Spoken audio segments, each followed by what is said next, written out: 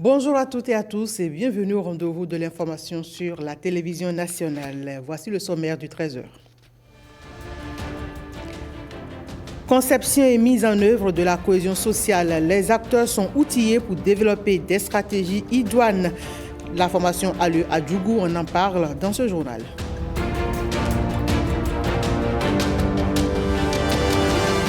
Célébration des 30 ans d'existence de l'UEMOA, la série de commémorations avec les universités publiques du Bénin s'est achevée à l'Université nationale des sciences, technologies et ingénierie mathématiques d'Abomey. Retour sur les temps forts dans un instant. Un nouveau bureau dirige désormais l'amicale des femmes de la SRTB. L'Assemblée générale élective a eu lieu en fin de semaine. Les faits marquants à suivre dans cette édition.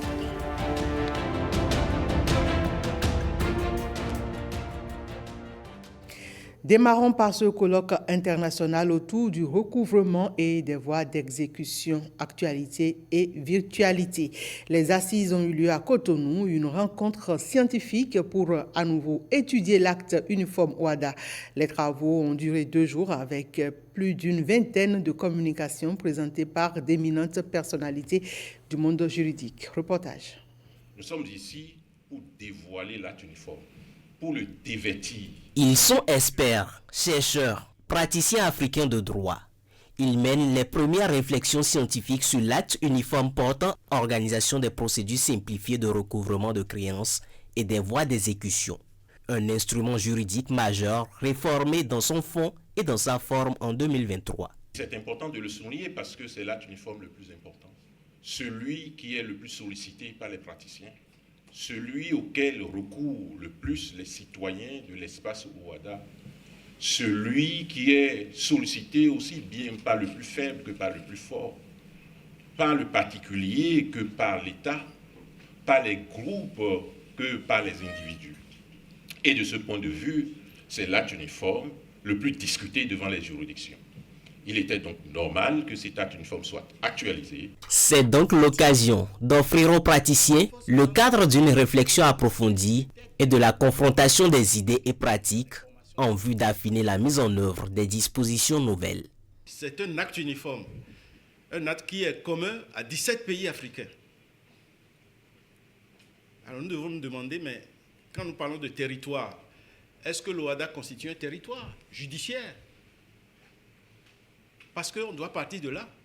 Si nous parlons d'exécution interne, d'exécution internationale, nous devons d'abord préciser si l'OHADA constitue pour nous un territoire pour l'exécution des décisions qui sont rendues, tout au moins sur la base des tests communs. Donc il y a encore des améliorations à apporter à notre droit OHADA en matière d'exécution. Vu déjà les personnalités ici présentes, je ne doute pas du tout que ce colloque international sera un succès et les résultats seront exploitables et exploités. La conférence inaugurale de ce colloque international est présentée par le professeur Ndiaye Diouf de l'Université Cheikh Anta Diop de Dakar au Sénégal. Elle a porté sur les clarifications et enrichissements des apports du nouvel acte uniforme.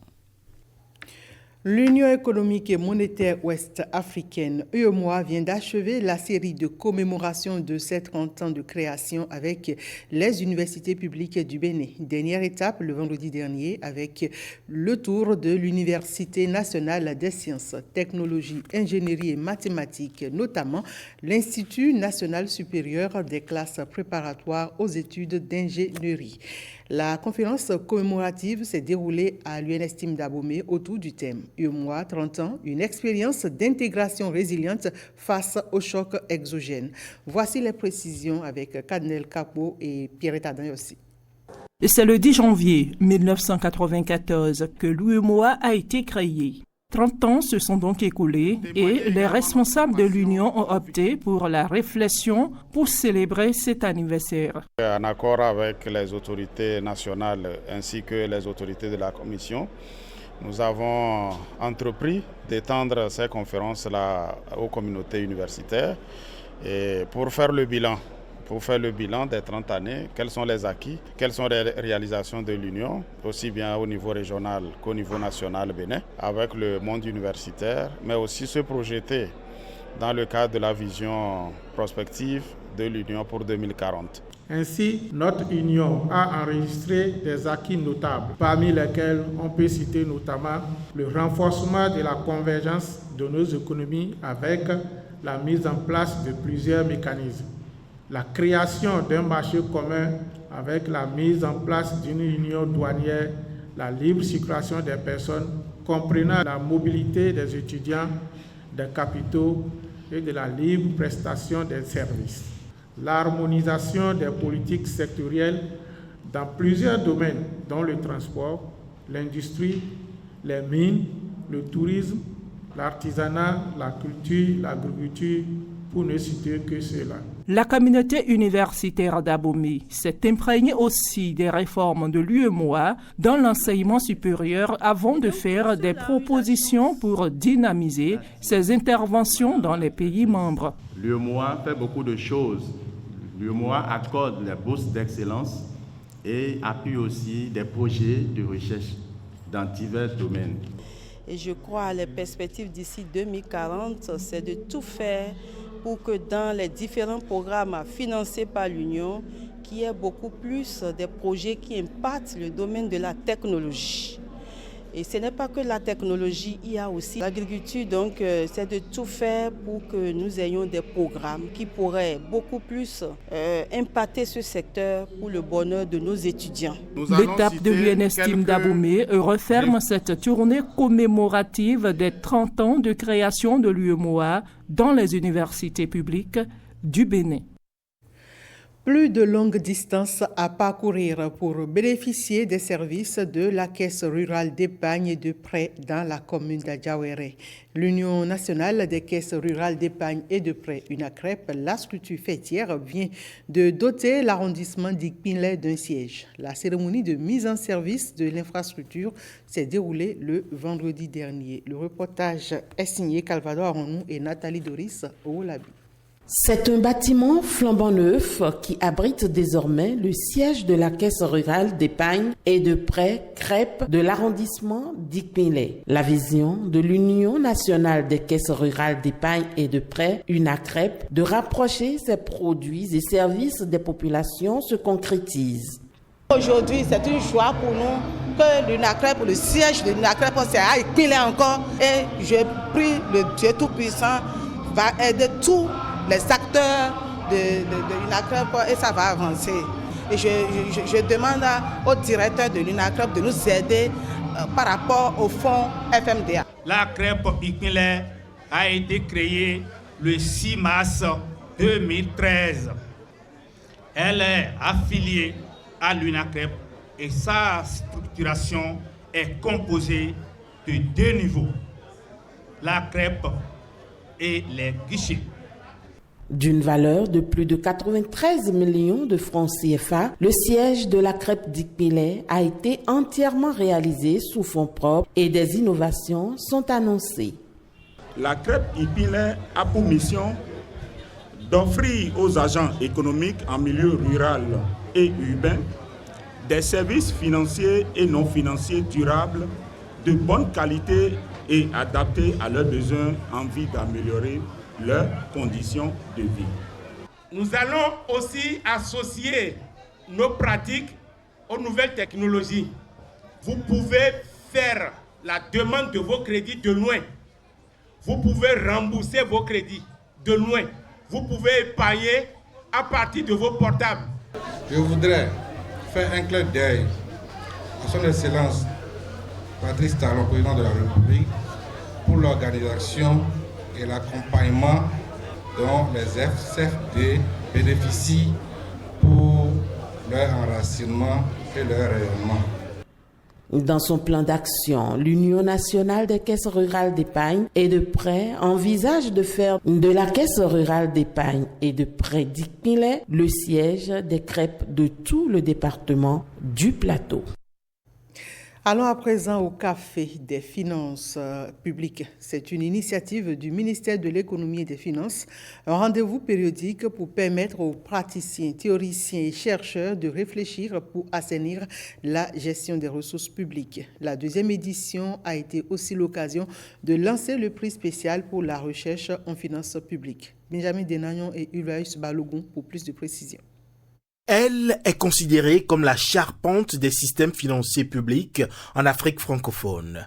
L'unicité de la trésorerie, un principe de l'universalité budgétaire qui est un enjeu crucial pour optimiser la gestion des ressources publiques. Ce principe, aujourd'hui, est une poutre maîtresse des systèmes financiers publics du Bénin et des États de l'UEMOA.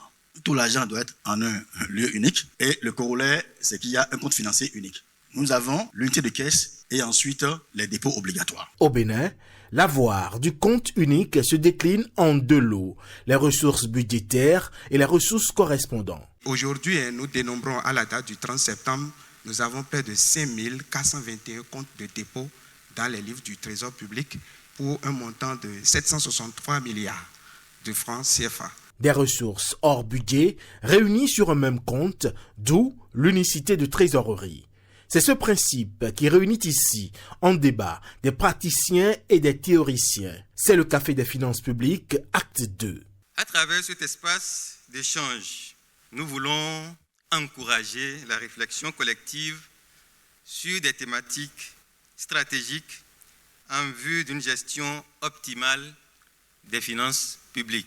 Nous voulons offrir une tribune aux jeunes chercheurs et professionnels pour présenter leurs travaux et contribuer au débat. Le thème de cette édition, le principe de l'unité de trésorerie, revêt une importance particulière pour l'administration publique. C'est pour cela que le gouvernement du président Patrice Talon, dès les premières heures, a initié et soutenu d'importants chantiers de réforme. La gestion de la trésorerie de l'État et le compte unique du Trésor n'ont pas dérogé à la règle. À cette deuxième édition du Café des finances publiques, le prix spécial du Trésor public pour la recherche en finances publiques a été lancé avec deux lauréats, celui de la catégorie chercheur et celui de la catégorie praticien. Octobre, mois de la promotion des produits locaux. La Chambre de commerce et d'industrie du Bénin a organisé une soirée dégustative de mets issus du savoir-faire béninois. Et présent à ce rendez-vous, notre reporter Emman Amégan nous livre le récit d'un after-work aux saveurs locales. Nous avons 4 saveurs. Des produits fabriqués localement avec des ingrédients du terroir servis avec enthousiasme et dégustés avec appétit. Chaque bouchée dans ce jardin est une explosion de saveurs pour des visiteurs en quête d'originalité gustative. Tout ce qu'elle a fait est sans huile. Je n'ai pas senti un repas huileux. La sauce est sans cube parce que c'est la première question que j'ai posée. Effectivement, au goût, on sent vraiment que c'est naturel. Des visiteurs clients, juges gastronomiques d'un soir. En face, des exposants convaincus d'offrir une expérience inoubliable.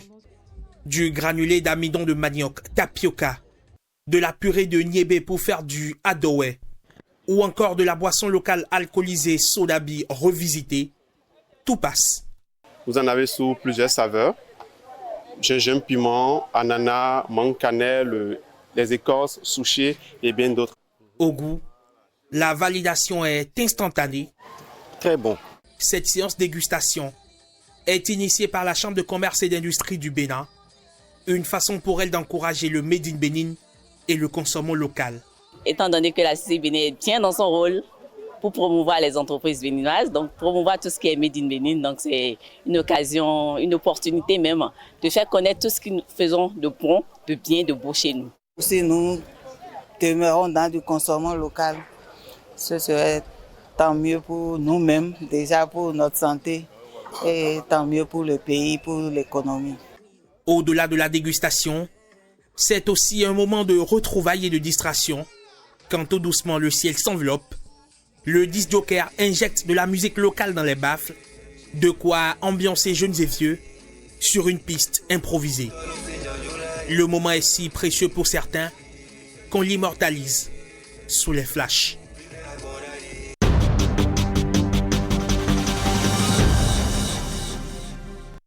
Il crée de l'attractivité autour du produit et procure une expérience client enrichissante. Le bon packaging conçu comme un emballage qui reflète une identité de marque permet de déclencher la réaction d'achat au niveau du client. Le desk économie dans le dossier de ce lundi fait la lumière sur cet élément clé de visibilité des produits locaux. Vous n'êtes pas dans les rayons. Vous n'êtes pas là où se vend le produit pour argumenter et c'est l'emballage votre premier vendeur. C'est la réalité dans les rayons de vente. Le fabricant est absent. Seul face au produit, le client fait son choix, attiré par les couleurs, la forme des emballages et les inscriptions qui y sont mentionnées. D'où l'importance d'un bon packaging. Le packaging, c'est le vêtement du produit. C'est l'ensemble des éléments qui le sécurisent et qui garantissent la sécurité aux consommateurs. C'est aussi la beauté du produit, c'est l'élément physique premier que le client va voir et va avoir envie de toucher puis d'acheter. Alors il y a des normes en matière d'emballage, de packaging, il y a des mentions obligatoires qu'il faut retrouver sur un produit et selon le segment sur lequel vous voulez positionner votre produit, on peut catégoriser. Dans le choix du bon emballage, il convient de se faire accompagner. Omar, jeune promoteur agricole et propriétaire d'une usine de transformation du cajou, l'a si bien compris. On vise les clients qui veulent une certaine qualité d'amande. Et donc ces clients se retrouvent dans une certaine classe. Et pour pouvoir toucher cette classe, on avait besoin d'un emballage qui leur parlait.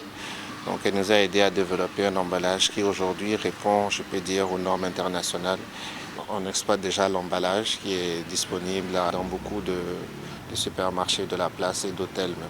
Pour passer de cette première forme d'emballage à celle-ci beaucoup plus améliorée, il y a eu du travail. C'est un processus en 3-4 étapes avec l'intervention de 3 professionnels.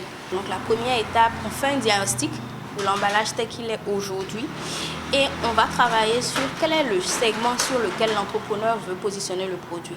La façon dont on présente un produit qui va en supermarché n'est pas la façon dont on le positionne quand il va au grand marché d'Antokpa, ainsi de suite.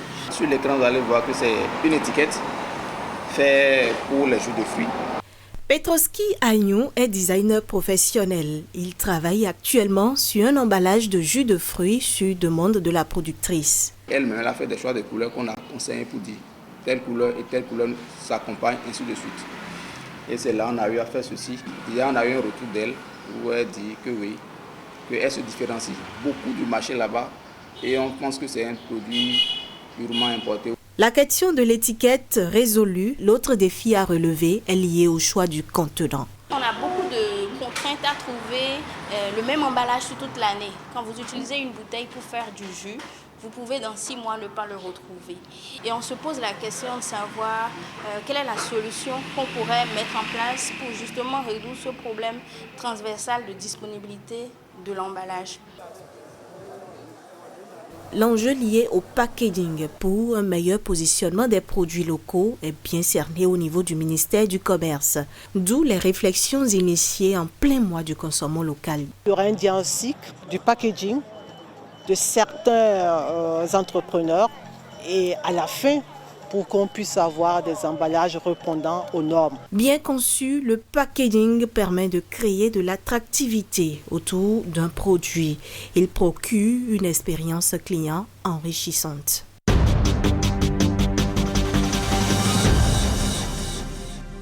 Octobre, ce n'est pas que le consommant local, c'est aussi Octobre Rose pour le dépistage du cancer du sein. Et c'est pourquoi le ministère des Affaires étrangères a organisé une journée de sensibilisation au dépistage des cancers féminins. Marcela Rossi et Ramatou Lavani pour le reportage. Ensemble, sachons et osons avancer. L'ambiance est conviviale, mais chargée de sens. En prenant l'initiative, le ministère des Affaires étrangères souligne l'importance de renforcer les actions de prévention au sein des institutions publiques dans l'objectif de promouvoir le dépistage précoce des cancers du sein et du col de l'utérus. Il nous arrive de repousser ce dépistage. Quelle que soit la raison, la peur, l'inconscience, l'oubli, le manque de temps et autres ressources, nous pouvons nous rappeler que le dépistage est de plus en plus accessible et est loin d'être un sujet tabou. Le cancer, ça n'arrive pas qu'aux autres. Et un dépistage précoce, c'est une action concrète pour protéger nos femmes, qu'il s'agisse de nous-mêmes ou de nos mères, tantes, sœurs, amis, collègues. À travers cette journée de mobilisation, le ministère des Affaires étrangères espère non seulement sensibiliser son personnel, mais aussi encourager chaque participant à devenir un relais de cette cause. Ici, le rôle important des hommes aux côtés des femmes est encore pointé. Nous avons une responsabilité en tant qu'hommes dans nos habitudes et dans la manière dont nous nous comportons vis-à-vis de nos compagnes, vis-à-vis de nos femmes.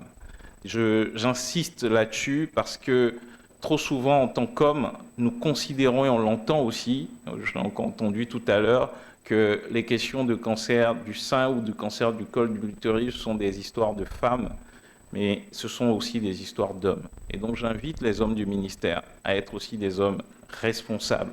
Responsables dans le soutien de leurs épouses, de leurs compagnes, de leurs mères, de leurs filles, mais aussi responsables dans leur vie. Une mobilisation exemplaire qui rappelle à tous que la prévention reste et demeure, du moins pour l'instant, la meilleure arme contre les cancers féminins.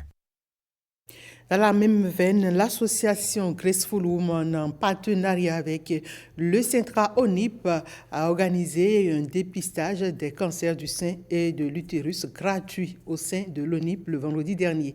L'objectif est d'amener les femmes à s'intéresser au dépistage des cancers sous toutes ses formes et de se faire accompagner cliniquement et psychologiquement. Reportage.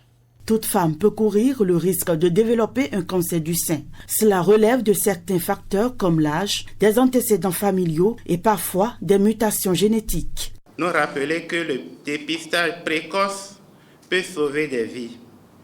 En effet, détecté à un stade précoce, le cancer du sein est souvent plus facile à traiter et les chances de guérison augmentent considérablement. C'est pourquoi il est essentiel de connaître son corps, d'effectuer des auto-analyses régulières et de consulter un professionnel de santé en cas de doute. L'assistance psychoclinique dans l'accompagnement des personnes déjà atteintes de la maladie augmenterait leur expérience de vie. Quelle attitude ou comment est-ce qu'il faut se comporter avec une personne qui est atteinte dans son milieu, dans son environnement proche, que ce soit à la maison, que ce soit sur le lieu de travail. Et aussi, ça va être un accompagnement clinique, bien évidemment, puisque le matériel qui est mis à disposition, le dépistage qui se fait, ça a un coût, mais nous l'offrons gracieusement. Et donc, notre accompagnement, notre soutien donc, dans cette lutte contre le cancer du sein, c'est justement ce que nous faisons aujourd'hui, permettre à ces femmes-là de pouvoir se faire dépister gratuitement. Parce qu'on a l'impression que tout dans l'humanité aujourd'hui nous rend malades. On a l'impression que tout dans l'humanité aujourd'hui nous fait côtoyer quotidiennement la mort. La prévention passe par des examens réguliers et des entretiens avec des professionnels de santé. La gestion de la maladie nécessite un environnement positif, une alimentation équilibrée et des activités physiques adaptées. Dans le cadre du programme d'appui aux initiatives dans le secteur de l'élevage et de la cohésion sociale, un atelier de renforcement de capacité a eu lieu à Djougou. Les personnes clés des activités de conception et de mise en œuvre liées à la cohésion sociale étaient présentes à cette rencontre. Reportage. C'est l'une des séances de restitution des travaux de groupe après les différents modules développés. La session a duré ainsi pendant 3 jours, 72 heures pour permettre aux participants de se familiariser avec les notions pour l'analyse des risques de nuisance et l'élaboration de programmes sensibles aux conflits. La présente formation dont l'initiative est portée par le haut-commissaire et appuyé par les autres acteurs est un pas important dans le renforcement de notre partenariat autour des défis au développement. Les attentes du programme PAIR sont grandes et nous fondons notre espoir d'utiliser désormais les outils adéquats comme outils d'aide à la prise de décision visant à améliorer nos interventions. La pertinence de la formation est reconnue à l'unanimité, suivie de l'engagement des participants. Un bon signe pour le programme d'appui aux initiatives dans le secteur de l'élevage et à la cohésion sociale, PAIE. Nous travaillons, peut-être que nous utilisons tous ces éléments, mais sans avoir la connaissance théorique. Et on caricature, soit on dit la personne ne veut pas écouter, la personne est têtue, elle est toujours comme ça. L'application va contribuer à la cohésion sociale. Je voudrais, au nom du préfet du département de la Donga, saluer la pertinence de l'atelier qui vient élever davantage notre conscience et nous devons agir en conséquence. La coopération suisse est le bras financier du PAIE mis en œuvre dans les départements de l'Atakora, Donga, Alibori et Borgo. L'amicale des femmes de la SRTB a renouvelé son bureau exécutif. Les femmes de la SRTB membres de l'amicale se sont retrouvées au centre de formation professionnelle de la structure pour tenir leur assemblée générale élective. Cécile Tossa-Gagnon, nouvelle présidente de l'amicale des femmes de la SRTB, ex-ORTB. Les conditions dans lesquelles les élections se sont passées, c'est de bonnes conditions. J'étais très fière. 2 fois secrétaire générale de l'association, 2 fois vice-présidente, 6 ans après, elle est portée à la tête à l'unanimité des voix au cours d'un vote à main levée. Aujourd'hui, les amis ont préféré me choisir comme présidente et je pense que je vais faire l'effort de fédérer toutes les femmes. Le bureau sortant, présidé par Jocelyne Aladaye, a connu un mandat florissant et assez dynamique courant 2022-2024. En notre nom à toutes, permettez-moi d'abord de remercier le directeur général, M. Freddy Koudaroua, et l'ensemble du CODIR pour les nombreuses marques de confiance, de considération et d'édification de la SRTB. Je voudrais me réjouir de l'atteinte des objectifs et de la réalisation à près de 90% de notre PTA pluriannuel. C'est une vingtaine d'activités qui ont meublé les mois et les 2 années de notre vie associative.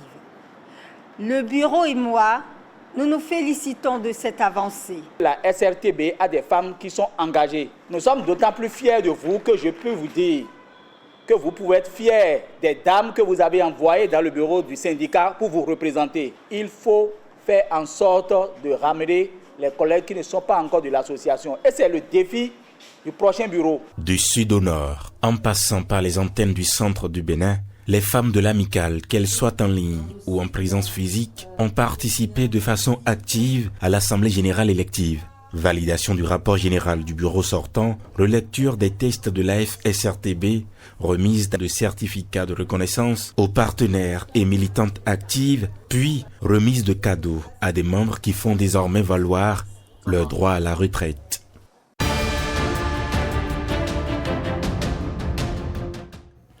Un bref tour hors de nos frontières à présent, c'est avec Saint-Tige Quimpon.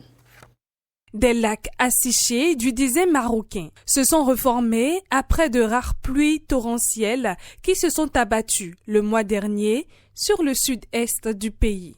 Un retour des eaux qui soulage les habitants de la région. Des pluies sont arrivées à un moment critique où l'eau se faisait rare. Elles ont permis de faire revivre le patrimoine naturel et de soulager la demande en eau de la population. L'année dernière a été la plus sèche depuis 80 ans avec un déficit pluviométrique de 48%. Selon un rapport de la Direction générale de la météorologie publié en octobre.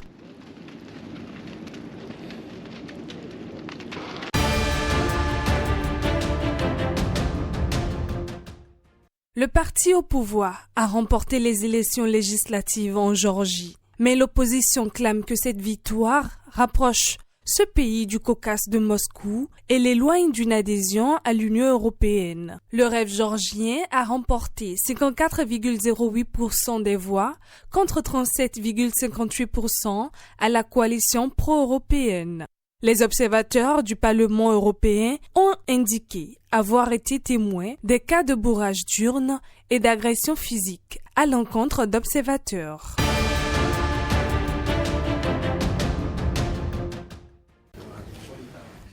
Par contre, au Japon, le parti au pouvoir a perdu sa majorité à la chambre basse du Parlement lors des législatives de ce dimanche. Pour la première fois depuis 2009, un tel résultat serait quasiment inédit dans l'histoire du PLD qui a réussi à se maintenir au pouvoir presque sans interruption depuis 1955. Selon son ampleur, ce rêve électoral pourrait affoler les marchés financiers peu habitués à ce cas de figure, avertissent des analystes.